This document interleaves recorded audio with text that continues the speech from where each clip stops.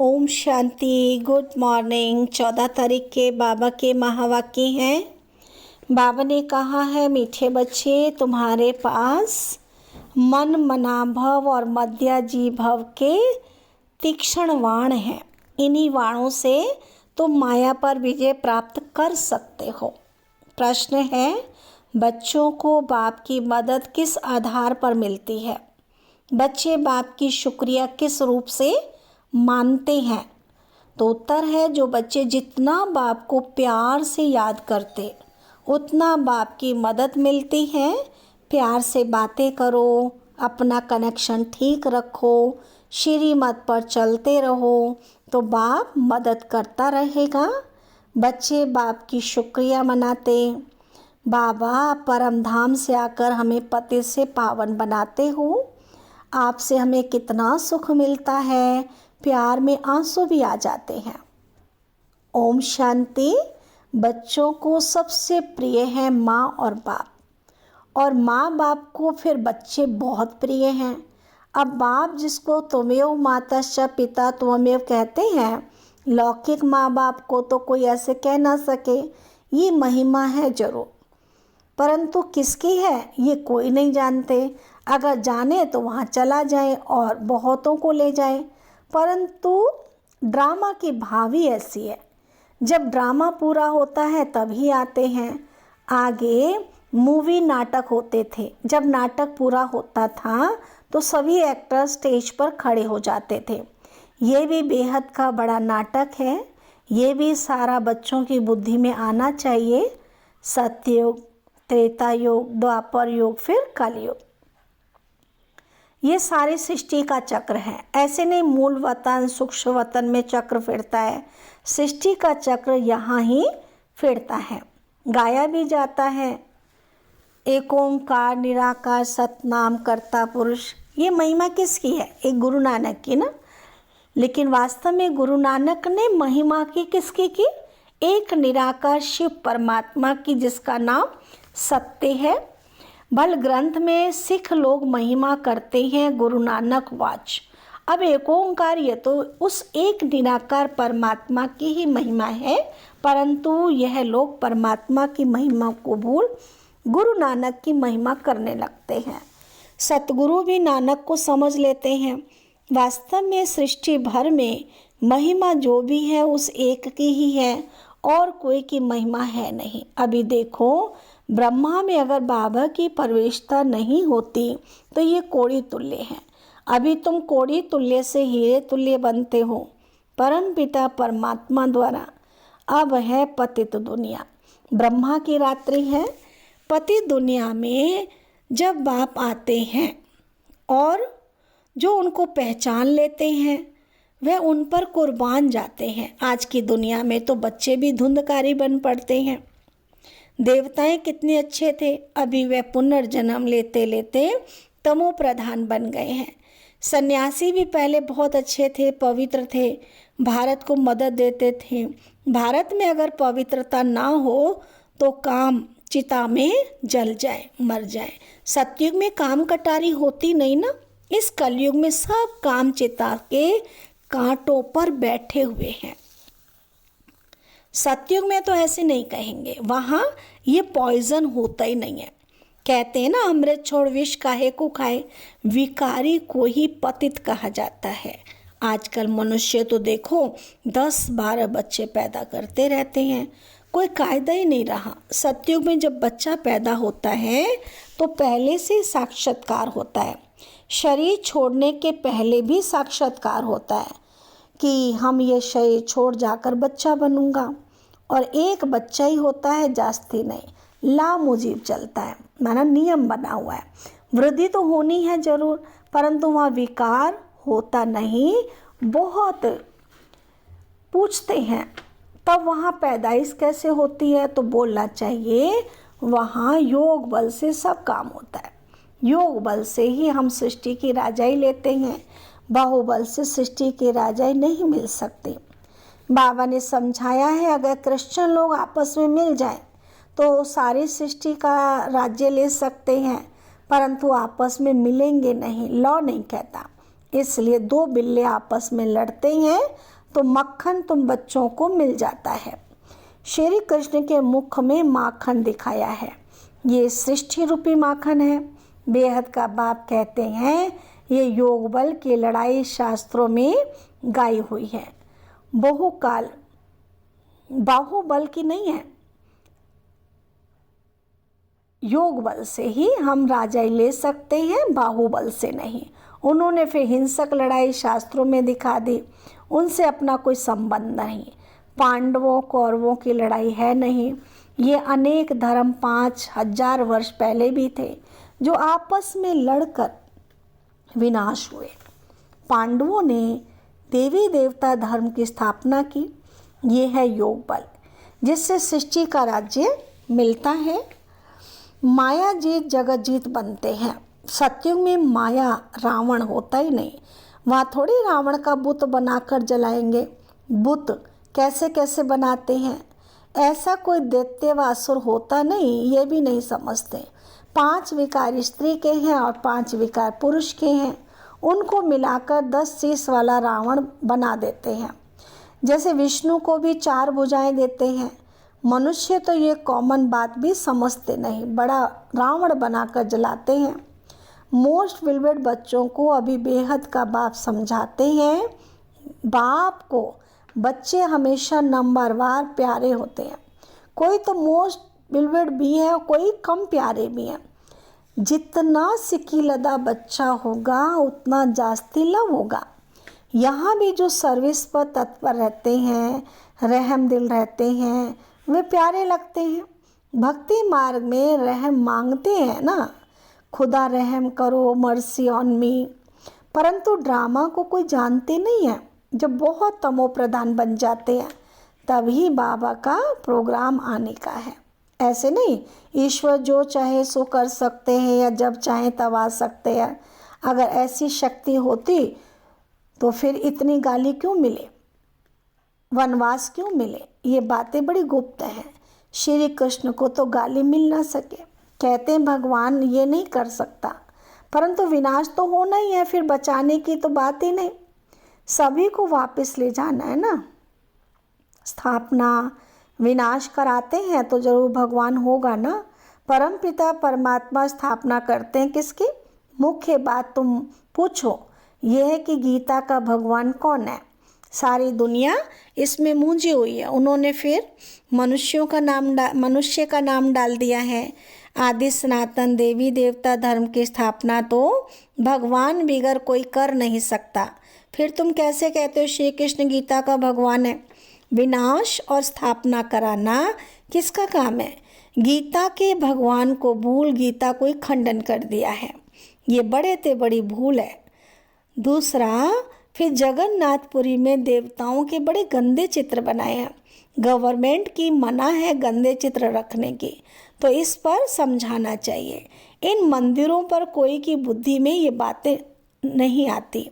ये बातें बाप ही बैठकर समझाते। देखो बच्चियाँ कितना प्रतिज्ञा पत्र भी लिखती हैं, खून से भी लिखती हैं। एक कथा भी है ना, श्री कृष्ण को खून निकला तो द्रौपदी ने अपना चीर फाड़ कर बांध दिया। ये लव है ना, तुम्हारा लव शिव बाबा के साथ है। इनका ब्रह्मा का खून निकल सकता है, इनको दुख हो सकता है, लेकिन शिव बाबा को कभी दुख नहीं हो सकता, क्योंकि इनको अपना शरीर तो है नहीं। श्री कृष्ण को अगर कुछ लगे तो दुख होगा ना, तो उनको फिर परमात्मा कैसे कह सकते हैं? बाबा कहते हैं मैं तो दुख सुख से न्यारा हूँ। हाँ, बच्चों को आकर सदा सुखी बनाता हूँ। सदा शिव गाया जाता है। सदा शिव सुख देने वाला कहते हैं ना। मेरे मीठे मीठे सिक्की लदे बच्चे जो सपूत हैं, ज्ञान धारण कर पवित्र रहते हैं, सच्चे योगी और ज्ञानी रहते हैं, वे मुझे प्यारे लगते हैं। लौकिक बाप के पास भी कोई अच्छे कोई बुरे बच्चे होते हैं। कोई कुल को कलंक लगाने वाले निकल पड़ते हैं, बहुत गंदे बन जाते हैं। यहाँ भी ऐसे हैं। आशीर्वाद बच्चा बनंती सुनंती कथनती फिर फारकती देवंती, इसलिए ही निश्चय पत्र लिखवाया जाता है। तो वह लिखत फिर सामने दी जाएगी। ब्लड से भी लिख कर देते हैं, ब्लड से लिखकर प्रतिज्ञा करते हैं। आजकल तो कसम भी उठवाते हैं, परंतु वह भी झूठा कसम। ईश्वर को हाजिर नाजिर जानना अर्थ है ये भी ईश्वर है, मैं भी ईश्वर कसम उठाता हूँ। बाबा कहते हैं अभी तुम प्रैक्टिकल में हाजिर नाजिर जानते हो। बाबा इन आँखों रूपी खिड़कियों से देखते हैं, ये पराया शरीर है, लोन पर लिया है, बाबा किराएदार है। मकान को काम में लाया जाता है ना, तो बाबा कहते हैं मैं ये तन काम में लाता हूँ। बाबा इन खिड़कियों से देखते हैं, हाजिर नाजिर है। आत्मा जरूर ऑर्गन से ही काम लेगी ना, मैं आया हूँ तो ज़रूर सुनाऊंगा ना। ऑर्गन्स यूज़ करते हैं तो ज़रूर किराया भी देना पड़ेगा। जब मकान किराए पे लेते हैं तो किराया देना पड़ता है, तो शरीर भी किराए पे लिया है तो नहीं, इसका भी बाबा कहते किराया मुझे देना पड़ेगा। तुम बच्चे इस समय नरक को स्वर्ग बनाने वाले हो, तुम रोशनी देने वाले हो, जागृत करने वाले हो, और तो सब कुंभकर्ण की नींद में सोए पड़े हैं। तुम माताएं जागती हो, स्वर्ग का मालिक बनाती हो। इसमें मेजॉरिटी माताओं की है, इसलिए वंदे मातरम कहा जाता है। भीष्म पितामह आदि को भी तुमने ही वाण मारे। मन मनाभव मध्याजीभव का वाण कितना सहज है, इन्हीं वाणों से तुम माया पर जीत पा लेते हो। तुम्हें एक बात की याद, एक की श्रीमत पर ही चलना है। बाप तुम्हें ऐसे श्रेष्ठ कर्म सिखलाते हैं जो 21 जन्म कभी कर्म कूटने की दरकार ना पड़े। तुम एवर हेल्दी वेल्दी बनते हो। अनेक बार तुम स्वर्ग के मालिक बने हो, राज्य लिया फिर गवाया। तुम ब्राह्मण कुलभूषण ही हीरो हीरोइन का पार्ट बजाते हो। ड्रामा में सबसे ऊंचा पार्ट तुम बच्चों का है, हीरो हीरोइन का। तो ऐसे ऊंच बनाने वाले बाप के साथ बहुत लव होना चाहिए, प्यार होना चाहिए। बाबा आप कमाल करते हो, ना मन ना चित हमको थोड़ी पता था, हम सो नारायण थे। बाबा कहते तुम तो नारायण अथवा लक्ष्मी देवी देवता थे, फिर पुनर्जन्म लेते लेते असुर बन गए हो। अभी फिर पुरुषार्थ कर वर्षा पाओ। जितना जो पुरुषार्थ करते हैं साक्षात्कार होता रहता है। राजयोग एक बाप ने ही सिखलाया था, सच्चा सच्चा सहज राजयोग तो तुम अभी सिखला सकते हो। तुम्हारा फर्ज है बाप का परिचय सबको देना। सभी निधन के बन पड़े हैं, ये बातें भी कल पहले वाले कोटों में कोई ही समझेंगे। बाबा ने समझाया है, सारी दुनिया में महान मूर्ख देखना हो तो यहाँ देखो। बाप जिसने 21 जन्म का वर्षा मिलता है ना, बाप जिनसे 21 जन्मों का वर्षा मिलता है, ऐसे बाप को भी छोड़ देते हैं, फारकती दे देते हैं। ये भी ड्रामा की नूंद है। अभी तुम स्वयं ईश्वर की औलाद हो, फिर देवता क्षत्रिय वैश्य शूद्र की औलाद बनेंगे। अभी आसुरी औलाद से ईश्वरीय संतान बने हो। बाप परम धाम से आकर पति से पावन बनाते हैं, तो कितना शुक्रिया मानना चाहिए। भक्ति मार्ग में भी शुक्रिया करते रहते हैं, दुख में थोड़ी शुक्रिया मानेंगे। अभी तुमको कितना सुख मिलता है, तो बहुत बहुत लव होना चाहिए। हम बाप से प्यार से बातें करेंगे तो क्यों नहीं सुनेंगे। कनेक्शन है ना। रात को उठकर बाबा से बातें करनी है। क्या करनी है? रात को उठकर जल्दी उठ करके 3 बजे उठो, 3:30 उठो, 4 बजे उठो, उठ करके बाबा से बातें करनी। बाबा अपना अनुभव बताते रहते, मैं बहुत याद करता हूँ। बाबा की याद में आंसू भी आ जाते हैं। हम क्या थे, बाबा ने क्या बना दिया। तत्वम बाबा सिर्फ एक को थोड़ी नारायण बनाएगा, नारायण की पूरी वंशावली होगी ना, तो तुम भी वह बनते हो। योग में रहने वालों को बाबा मदद देते हैं, मदद भी देते हैं। आप ही आँख खुल जाएगी, खटिया हिल जाएगी। बाबा बहुतों को उठाते हैं। बेहद का बाप कितना रहम करते हैं। तुम यहाँ क्यों आए हो? कहते बाबा भविष्य में श्री नारायण को वरने की शिक्षा पाने के लिए आए हैं अथवा लक्ष्मी को वरने लिए ये इम्तहान पास कर रहे हैं। कितना वंडरफुल स्कूल है, कितनी वंडरफुल बातें हैं।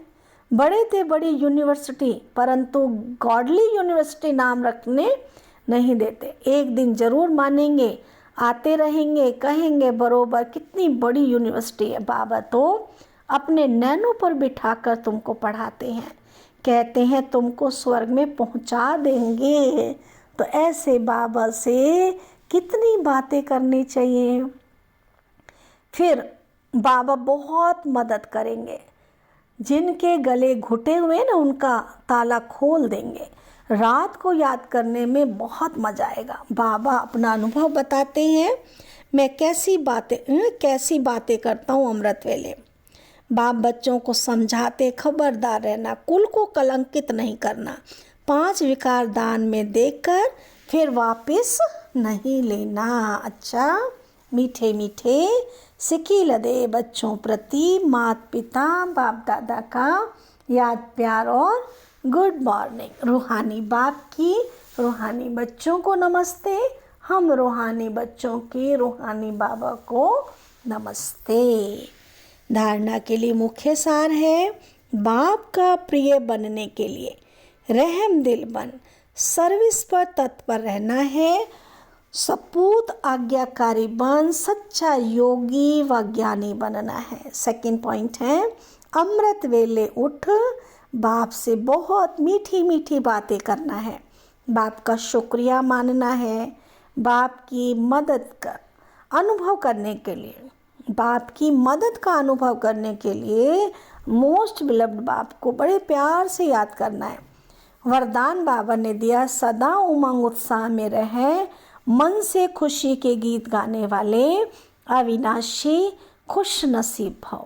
डिटेल है, आप खुश नसीब बच्चे अविनाशी विधि से अविनाशी सिद्धियां प्राप्त करते हो। आपके मन से सदा वाह वाह की खुशी के गीत बजते रहते हैं। वाह बाबा, वाह तकदीर, वाह मीठा परिवार, वाह श्रेष्ठ संगम का सुहावना समय, हर कर्म वाह वाह। इसलिए आप अविनाशी खुश नसीब हो। आपके मन में कभी वाय आए नहीं आ सकता। वाय के बजाय वाह वाह और आई के बजाय बाबा बाबा शब्द ही आता है। वाय माना क्यों, क्यों नहीं कहना है, ऐसा क्यों वैसा क्यों नहीं। बाबा कहते जो भी हो रहा है उसके लिए कहो वाह बाबा वाह, कितना अच्छा हो रहा है, वाह बाबा वाह।